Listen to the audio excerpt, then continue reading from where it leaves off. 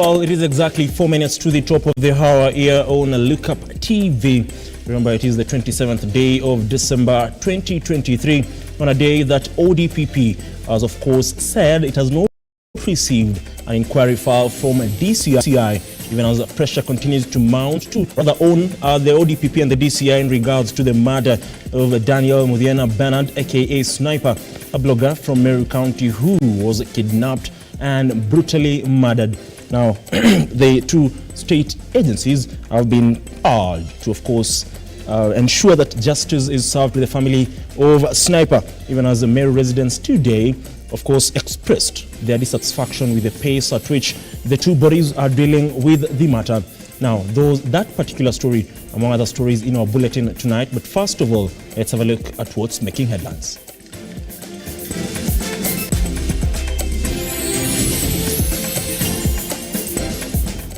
Tonight on The Insight, business was brought to a standstill in Meru as friends and family held protests demanding justice for blogger Daniel Muthiani, aka Sniper. 3 of the 4 Buruburu murder victims identified, as autopsy reveals the victims were shot at close range. And schools in banditry-prone regions will be reopened in January, says CS Kithure Kindiki, after they were closed due to insecurity. Now, welcome to the program. I am Ian Keitani, and our sign language interpreter is Josephine Auko. Remember, you can watch this particular bulletin live on our Facebook and YouTube pages at Lookuptv.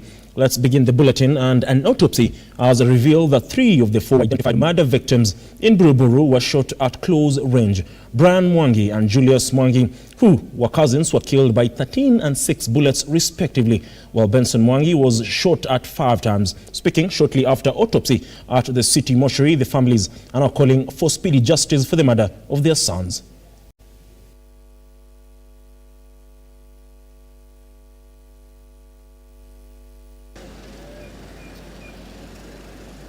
Mwakia. Na tuko na huzuni sana kwa sababu watoto wetu waliuliwa Buruburu, na tulikuwa tumekuja hapa statehousekenya ili watoto wetu wafanyiwe postmortem. Mtoto wangu Julius amepatikana na risasi 6 na Brian Kariuki amepatikana alikuwa amepigwa risasi 12, na imepatikana kuna ingine ilikuwa imekatalia kwa mguu. Sasa tunaomba wale watu ambao wanafuataga hii maneno watusaidie kuchunguza uchunguzi ni nini kilifanyika. Asante. Sasa hawa watoto tunaomba kama tunaweza jua ni nini iliendelea, ni nini ili happen, kulikuwa nini ndio ifike hapo. Tunaomba haki ya hawa watoto ipatikane.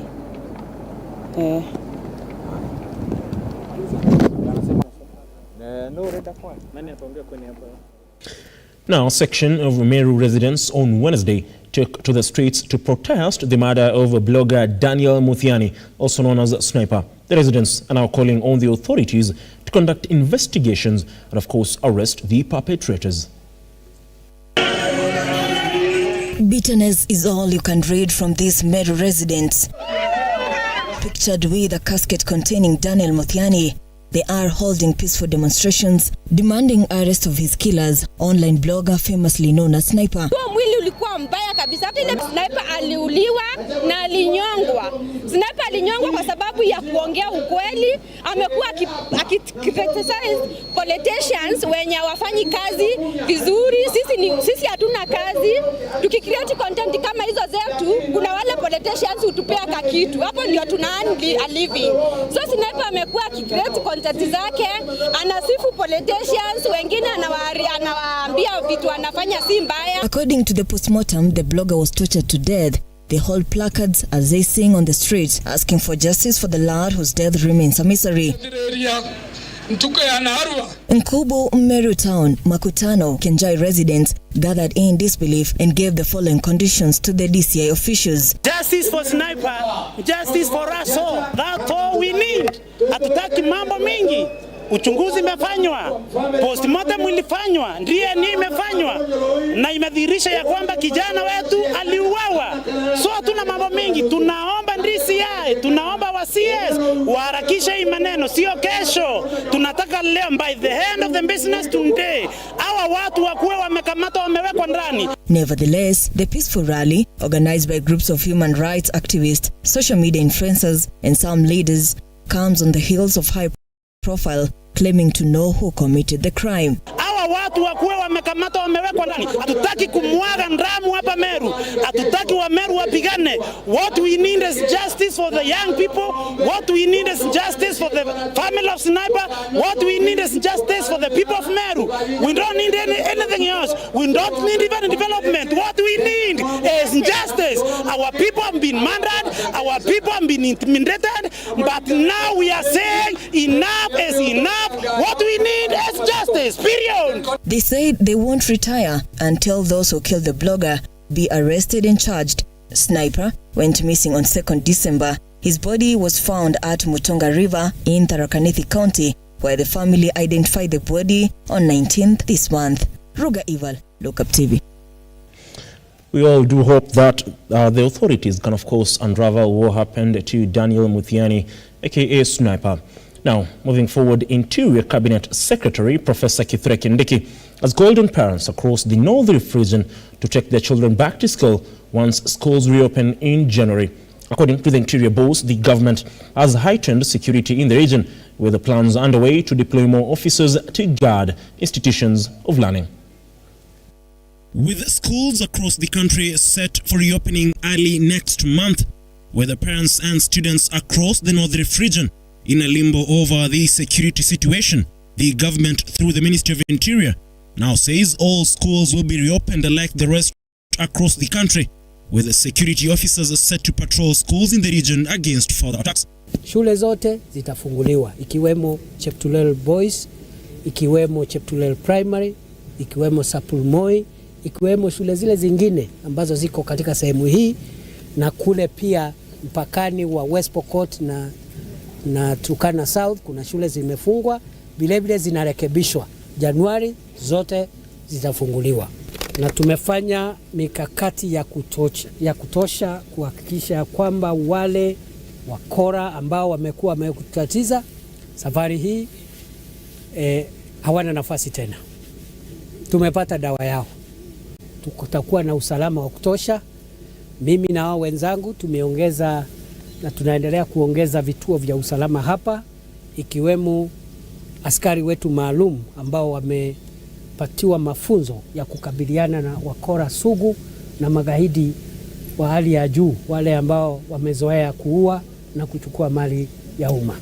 Interior CS Professor Kithure Kindiki, who was on an inspection tour of Cheptulel Boys High School and Sapulmoi Primary School in Sigor constituency, West Pokot County, noted that the schools will undergo renovation with plans set to hire more teachers and more deployment expected as NPR officers get to the tail end of their training. Tumeongea na idara ya walimu ama tume ya kuajiri walimu. Walimu wote watarudi, na kama kutakuwa na sababu tutaongeza wale walimu wako hapa, na kama nilivyosema, kila shule itakuwa imelindwa na polisi na afisa wetu wa ziada. In a bid to ensure that students remain in school, the government is set to provide meals for students across the region.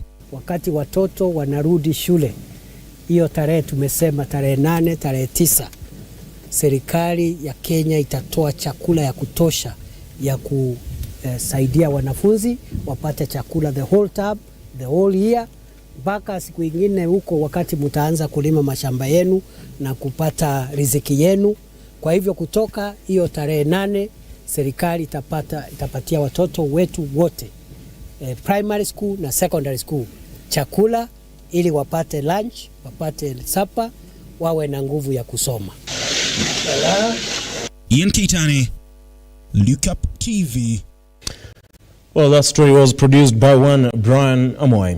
Now, hundreds of Kenyans from all over the country came together to do the annual prayer at Mount Kenya. Especially at this time, Kenyans are going through the increase in the cost of living. Led by their coordinator, Ruth Engeson, and the chief of the elderly of Kikuyu, Samuel Kimitha, from Kikuyu Culture Center, they prayed facing Mount Kenya, with everyone having his or her way of giving thanks. With the cost of living being a big problem in the country, hundreds of Kenyans together at Mount Kenya to make a special prayer to pray for the future of the country and for economic strengthening. Led by their coordinator RUTO, they say that they are praying for peace in the country and for people to continue to live in harmony. Nchi yetu itapona na zile baraka tunataka zitatua, na hata maugonjwa zenye zimekuja Mungu ndiye atatuponyesha na yeye ndiye atatushindania na atupatie miaka mingi ya kuishi. Moreover, Engeson said there is need for people to embrace cultural prayers and hold hands to fight many evils such as alcohol and lifestyle diseases that affect many in the region. Wazee wetu, wazazi wetu walikuwa wanakuja kwa huu mlima kumsujudu Mwenyezi Mungu, na wakuwa wanamuomba na style yenye siku hizi watu wanaomba. Samuel Kamitha, one of the prayer organizers, said in his life he has benefited from those prayers because through those prayers the illnesses and financial problems of his family have been resolved. Mimi sitaki pesa ya mtu, sitaki kiwanja cha mtu cha kujenga kanisa. Kanisa langu lipo. Mama angelipoteza mamilioni ya pesa.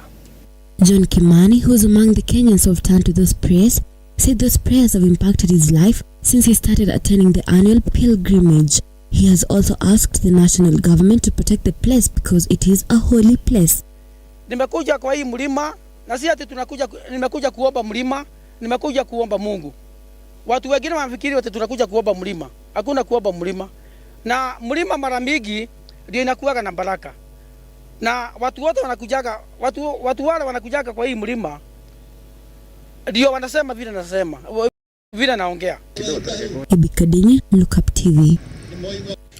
On to matters of gender-based violence, and Isiolo residents have been urged to report gender-based violence incidences on a new online platform dubbed Ongea Usikike for Isiolo and Samburu counties, where GBV incidents have continued despite efforts by the government to end practices like female genital mutilation.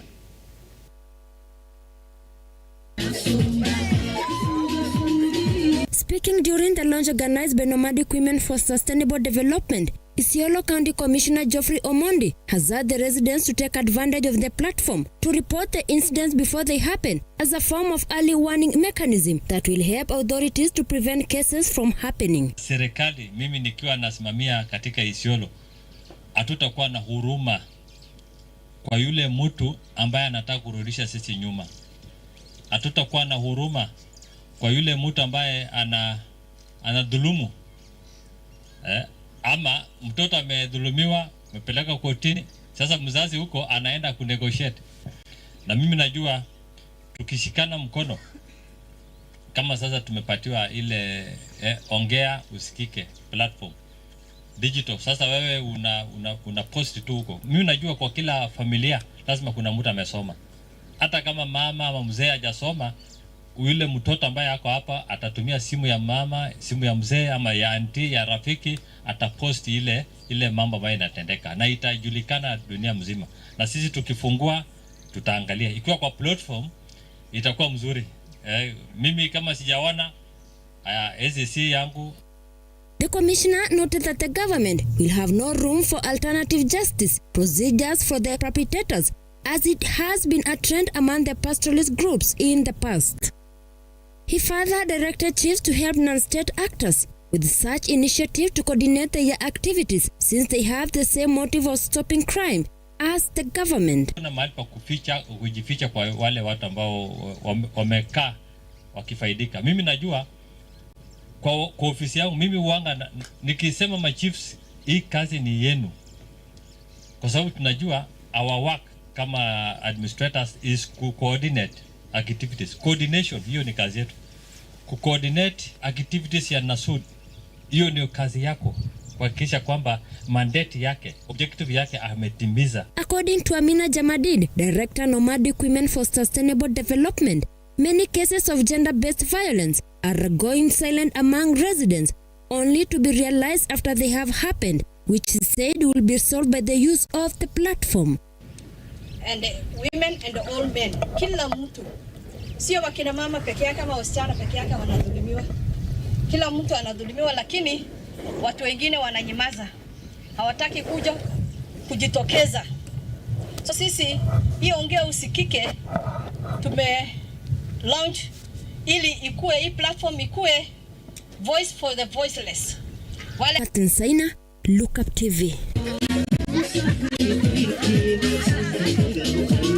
Well, that story by Catherine Saina takes us to a fast break. We'll be back in a couple of minutes. Don't go away.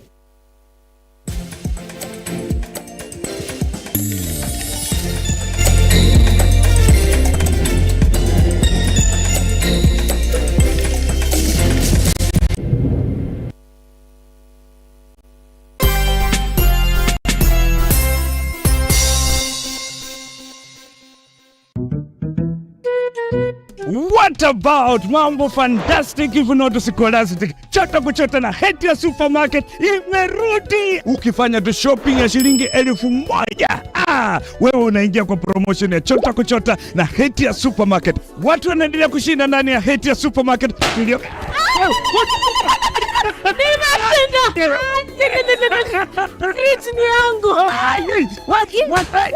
Mwana tata kitoko.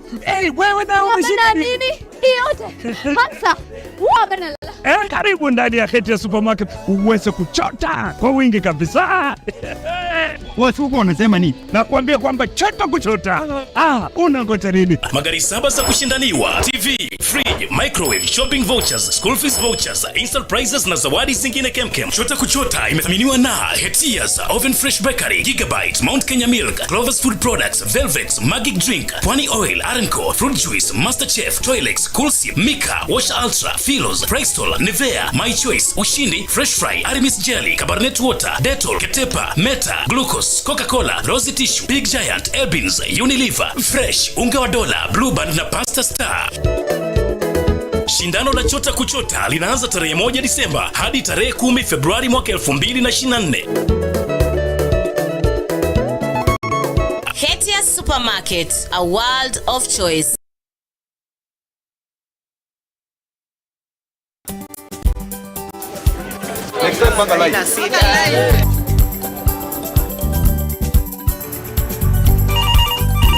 Tere, mambo ni mawili, kufikisha, kumwaga na kurudi. Kulala ni mwaka mpya.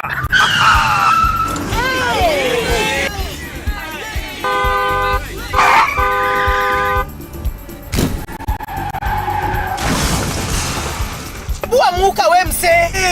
Nini mbaya? Wewe kwani wani vile dereva anaendesha gari vibaya? Lazima tususe. Anaendesha gari na kwa simu the whole time hata angalia barabara.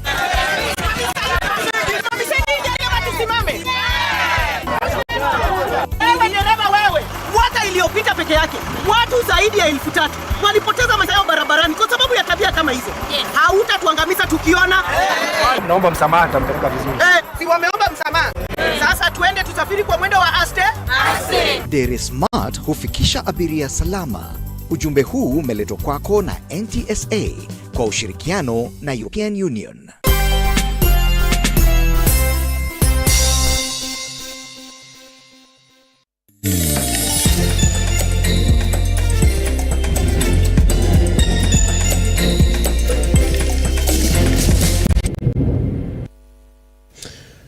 The real estate sector recorded substantial growth in Q3 of 2023. The Kenya National Bureau of Statistics puts the growth at 5.8% from 5% recorded in the same period under review in 2022. With the 90% of urban dwellers taking up the rental market, almost stagnant growth in rental income continues to be experienced in the residential segment. Key players in the sector have, however, found ways to continue reaping big in a sector deemed underperforming by focusing on capital gains. Simba Elijah Charles Kege brings us tonight's feature, Capital Gain Masters.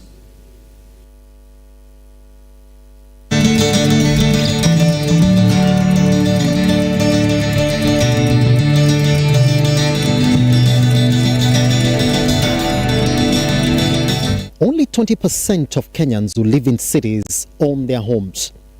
That means that 80% of the market is outside here looking for homes to buy in or settle. In a market where rental returns are just pegged at 5%, the question is, how do you transfer this market into capital gains? And that is what Pazuri Advipingo has done right here in this property. In a quarter 3 of 2023, the residential sector recorded improved returns with a 0.2% year-on-year increase to touch 6%, a marginal increase from the 5.9% that was recorded over the same period in 2022, which in part highlights the weakness of the residential segment compared to other assets in the market. With the Kenya's average inflation since 2020 hitting figures above 5%, the real estate market has to figure a way to remain competitive. Enter capital gains. For us to understand this concept fully, we have to go back to Green Park Estate in Athi River, a concept by Superior Homes Kenya.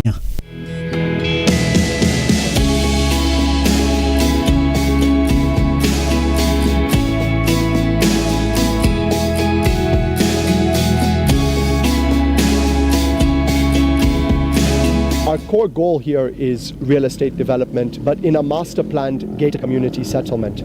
So what does master planned gated community settlement mean? It means that you have residential, but it has all the amenities to have live, work, play, and invest. So when we talk about live, it's the beautiful houses that we have at Green Park, which is on an average density of around 5 units to the acre. We then have work, where this is a great place to work from home, but at the same time, we're now putting in place an office block with a co-working space for Green Park residents that they can access. We then have play. So there's playgrounds for children. We have the Sundowner Hotel. We are now putting in place a full fitness club within the area as well. And also amenities such as our Arcadia Mall, which is now 100% let, and we're now putting in place a small filling station just for small cars, just to be able to complete the puzzle. We also have 2 schools within the estate, a daycare and a primary, and the primary has both the local Kenyan curriculum and as well the British curriculum. So it gives parents an opportunity to choose. So Green Park has everything. It has a place where you can live, it has a place where you can work, it has a place where your kids can play, where they can go to school, where you can shop, where you can go and rent out a boardroom, where you can go to a full fitness club with a steam sauna and gym. And really for us, that's what I would call comprehensive lifestyle living. In a quarter 3 of 2023, the land segment closed at 3.2% in average capital appreciation in Nairobi metropolitan alone, a big jump from the 1.5% recorded in 2021.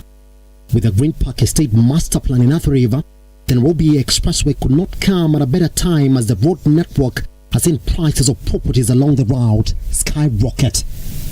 Real estate from an occupancy perspective, especially with residential in Kenya, has always been very, very high.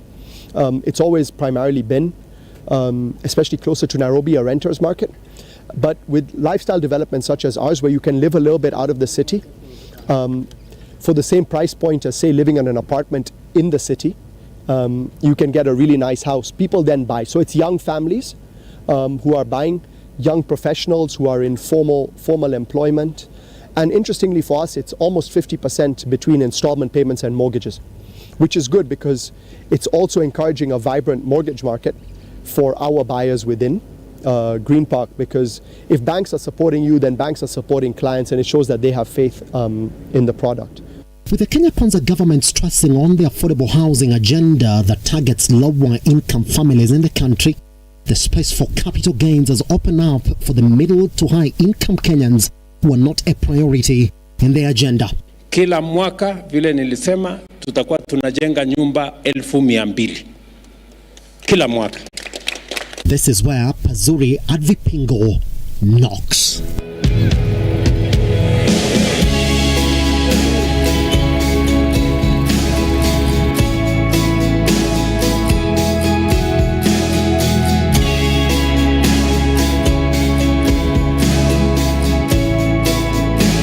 It's like a one-stop area whereby we can sell your property. So basically we are a seller. At the same time, once you furnish your property to the satisfaction of the company, we also market your property and rent it out on your behalf. So basically we are a construction company, and we also have Pasuri Estate Management, which usually runs with all those activities, renting on your behalf. So usually clients, it gets rid that worry whereby you have to be there for your facility to run or to gain revenue. And then at the end of the day also, apart from renting, we manage the property as well to your satisfaction. So managing ranging from managing the garden, managing the house, maintaining your property. So basically at the end of the day, as a client, you get everything in a one-stop area. The project borrows heavily from the success of its mother project in Athi River. Why does Vipingo at Pazuri stand as a potent area for clients focused on capital gains in the real estate sector? Vipingo is a place that is growing now. Yeah, it has not been explored fully as you could have it in the other areas of the coast. So as the shift is just starting off. When a place is starting off and the infrastructure is being put into place, there's that opportunity for capital appreciation, prices being revised upwards as people move into that area. So that being the case, that's why there's a lot of capital appreciation that one stands to gain at the Vipingo area. And it's also a good place where there's a road connectivity. You can access the property through the flight. You can also play golf, within the vicinity in case you're interested in golfing. So here, Pasuri is very ideal for those reasons. And also you can enjoy house types. If you don't like a 2-bedroom, you can take a 4-bedroom or you can take a 4-bedroom villa. So you offer also variety for houses for the clients. So that variety also gives them an options.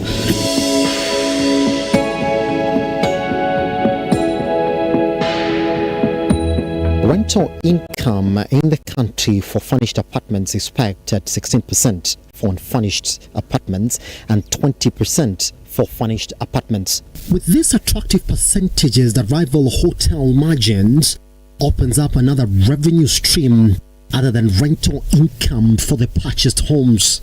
Yeah, so for the rental market is that within the company, we have a department that takes care of the renting out on behalf of the unit, so that as Simba, if you have a unit here and you don't have the time or the know-how to rent out your unit, we take that off you and we arrange for people to come and take up, and then we'll have like a revenue split. So that has really worked out for so many people looking at Pazuri as an investment destination. A House Consult's price index report indicated that selling prices of houses in Nairobi and major cities declined by 0.5% in the second quarter of the year compared to a 3.3% increase in quarter 2 of 2022. According to Shiv Hive, the prices of houses in the segment of middle to high income clients continue to rise, further propositioning the segment for better capital gains. Obviously, there's been an increase as economies grow. People spending power within an economy increases, but that's also then linked with an increase in house prices. As economies grow, as infrastructure improves, as roads come into place, as amenities get closer. So there is a direct correlation almost between your increase in incomes and your increase in house prices. Most of the people are bought, almost 90% of them are bought off plan. And then we just keep on updating them as the progress goes. And that makes it easy for a person who doesn't have the entire amount at a go to spread the payments over the construction period, and makes it very easy for most people to own property. Central Bank of Kenya latest figures indicate that diaspora remittances are now Kenya's largest foreign exchange earner, rising by 8.4% in 2022 to $4.027 billion US dollars, challenging the numbers posted by exports at $5.77 billion US dollars. This, to real estate developer Superior Homes, is an untapped market that promises heavy returns. So if you're in diaspora and you're looking to invest in Kenya, have a holiday home once you retire, definitely Pasuri is the place to be. And then another thing also usually diaspora clients look at is for investment purpose. So here in Pasuri also you can buy a unit for investment purpose if you're in diaspora and you're looking to make good returns. Another thing also, if you're looking at diaspora and are looking for a family house or a place to live in when you come back to Kenya, or when you are on travels, Pasuri is also the place to be. So Pasuri has been located in a very good place here in Kilifi, where it meets all those criteria, the investment, the family use, and also a holiday home. Superior Homes has further given their clients an opportunity to customize their homes within plan, as well as a separate space for those looking to settle in the establishment with their families. So on the customization, we can divide it into two categories. Number one, we have the extra works which are allowable at Pazuri. So if you buy a house, a client is allowed to add a swimming pool, is allowed to add an SQ, and is allowed to add a gazebo. And then internally on the house now, we only allow customization internally up to a certain level. So maybe if you want a bedroom, a living room extended, a bedroom switch, or some of the areas removed, we can do that. Externally, we don't allow because we want to maintain the consistency of the estate. Yeah. So in here we have around 6 types of the houses, whereby we allow the clients to customize to fit their taste.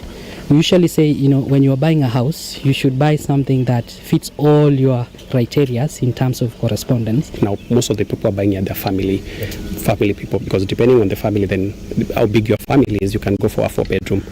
But for people who are now retirees, you don't have many people who will be occupying the house, then you are accommodated in the 2-bedroom. If it's a smaller family, maybe you just have 1 kid, then a 2-bedroom can also work for that. That's why we have these 3 options. But the best seller again is the 3-bedroom. And the plans for superior homes in respect to capital gains conversation? Ultimately, we want to list this business on the Nairobi Securities Exchange. It's always been our dream. We believe that we can offer a really good, profitable, attractive development business for people to invest in the Nairobi Securities Exchange, and really, change the narrative around listed real estate in the market. So we're going to be pushing for that.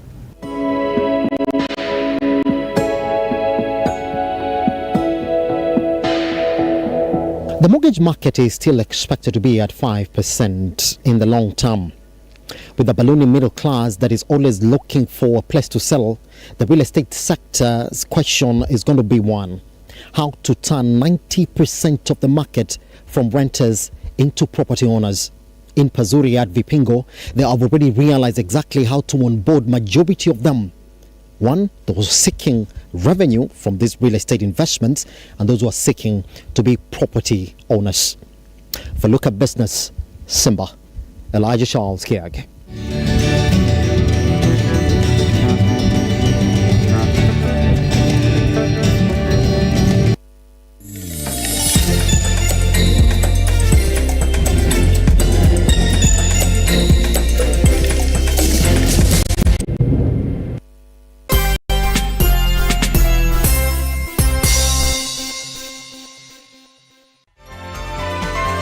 Infinity Industrial Park is one of the largest private industrial parks located along Eastern Bypass, Nairobi, which provides modern infrastructure for smooth operations for industries and business enterprises. Infinity Industrial Park offers world-class amenities and facilities with wide roads, a police station, a power substation, fire station, public transport stage, hospital, and shopping mall. In addition, Infinity Industrial Park also offers CCTV cameras, 24-hour private armed security patrol, sewer, water, fiber optic cable, and 3-phase power connection, added to public utility, canteen, and dining areas. Sail on the golden opportunity to invest in Infinity Industrial Park fully serviced warehouses at a special price of 3,569 Kenyan shillings per square foot. For more inquiries, visit our website infinityindustrialpark.com.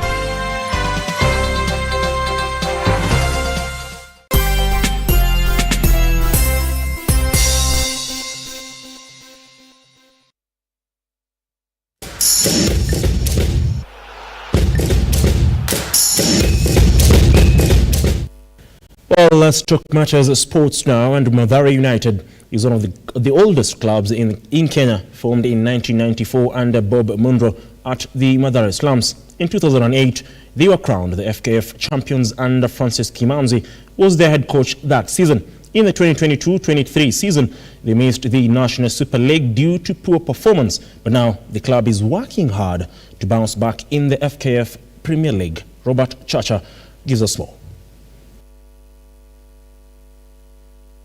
Mathare United, one of the oldest clubs in Kenya, formed in 1994 under Bob Munro at the Mathare slums. In 2008, they were crowned FKF champions under Francis Kimanzi, who was their head coach that season.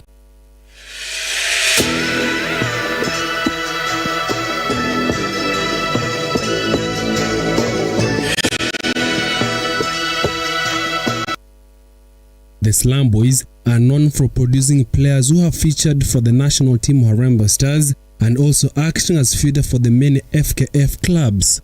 For years, Mathare United have been known for their competitive nature in the country's top-tier league and have been a regular menace for 20-time FKF champions Gor Mahia, popularly known as Kogalo. According to the club's CEO Jackson Obure, the rain started beating them after their relegation from the FKF Premier League to the National Super League due to poor performance, nullification of 2021-2022 season from the body governing football FIFA due to the government interfering with the football matters, as well as players from the club being linked to match fixing cases. Kuna zile klabu ambazo zilikuwa ligi ambayo ilikuwa inaendelea, so naye kesi ikakuja ikaamua kuwa hiyo ligi haikuwa halali.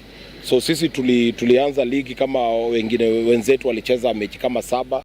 Sasa ilikuwa ni tuna rush kukua katika the same line na wale zile timu zingine. So tulikuwa na mechi mingi, tunacheza Wednesday, Jumatatu, tunacheza weekend. Sasa katika hiyo harakati mechi zilikuwa nyingi. Pia kifinance kidogo hatukuwa nzuri, and then kukakuwa na issue pia match fixing. Kwa kweli tumecheza mechi 10 na kuna hata mechi tumeshinda.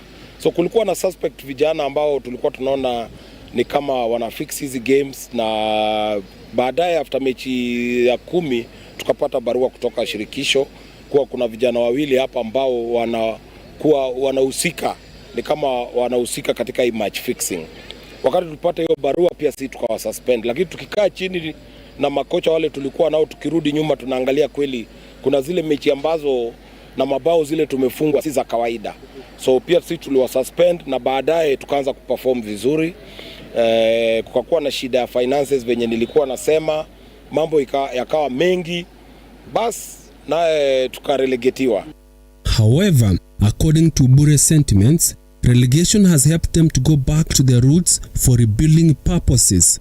The club has now grown its fan base as well as having various sponsors who have supported in paying the players and the club staffs. Kwenye mtaa tumekuja tukapata kuna talanta mingi sana kwenye mtaa ambao sisi kama Mathare United kidogo tulikuwa tuna avoid last season kama 2-3 zimepita.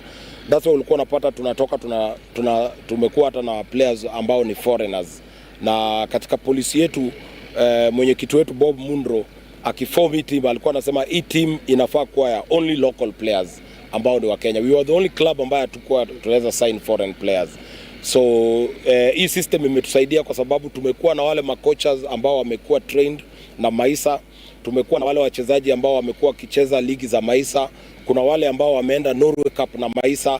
So hii system imetusaidia kwa sababu makocha wote tunajumuika pamoja, tunakaa chini, kila zone inatupatia mchezaji, kwa sababu wakati tulifanya the first trials hapa before kick off ya NSL tulikuwa na zaidi ya wachezaji 300 hapa kwenye hii kiwanja, na hawa wachezaji 30 tuko nao walitoka kwa hawa wachezaji 30 na wengi walikuwa wa Maisa. So hiyo system imetusaidia kwa sababu wale vijana tumetoa pale ndio wako kwenye club, na unajua ukiwa na kijana umetoa kwa zone na amekuja kwenye club, then inamaanisha ako na backing kutoka ile mtaa anatoka. Hiyo time bado tukiwa kwenye hiyo ligi tukapata rafiki wetu mmoja ambaye sitamtaja kwa sasa, akakuwa na support Mathare United kifinance, analipa vijana kidogo hizi expenses za game anatupatia.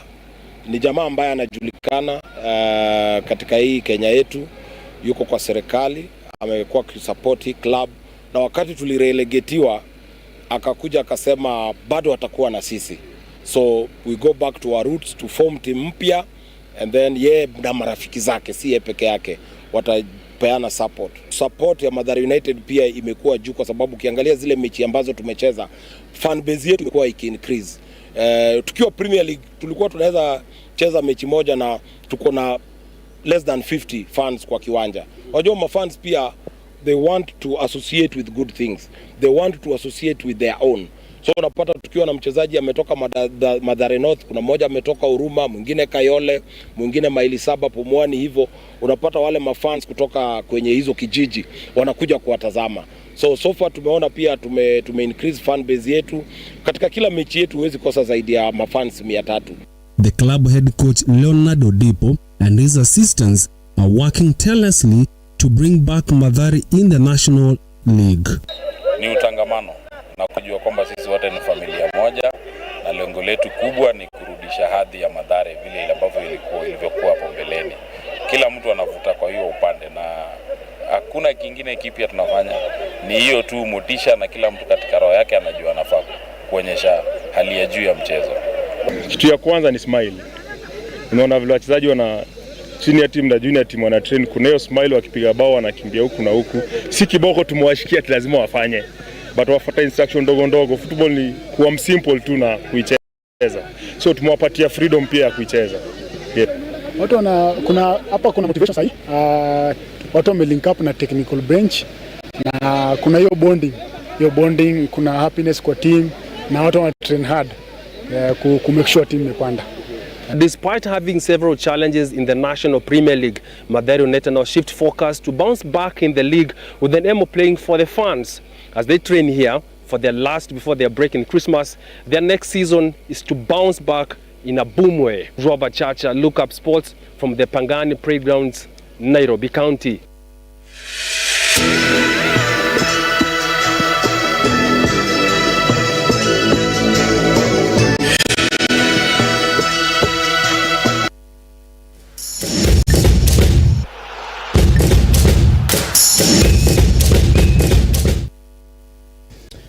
Well, we all hope that Mathare United will indeed bounce back to the National Premier League.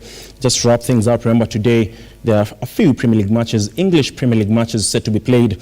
Bottom half match, Chelsea will be hosting Crystal Palace at the Stamford Bridge, with Everton hosting Manchester City at the Goodison Park. Remember yesterday Manchester United did win or produce a stellar comeback against Aston Villa to win 3-2 with Alejandro Garnacho on a brace. And of course, Rasmus Højlund scoring his first Premier League goal before or in front of the Stretford end. Now, on that particular note, we wrap up this particular bulletin. Many thanks for making this happen to everybody behind the scenes. Many thanks for contributing to this particular bulletin, led by my producer, Brana Moy, James Mwani, James Kinyua, Alvin Thuo, Simon Kahambo, and of course, Akivuva here in studio. Our sign language interpreter has been Josephine Oko. And I am Ian Keitani. Until tomorrow, do have a wonderful night. And like always, God bless.